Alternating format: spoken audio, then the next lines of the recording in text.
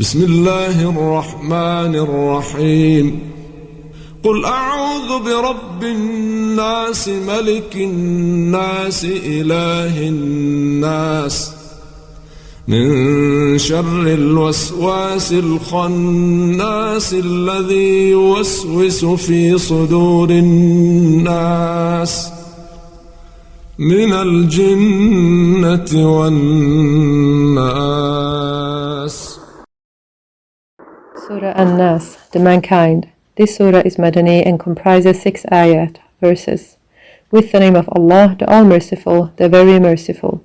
Say, I seek refuge with the Lord of mankind, the King of mankind, the God of mankind, from the evil of the whisperer who withdraws when Allah's name is pronounced.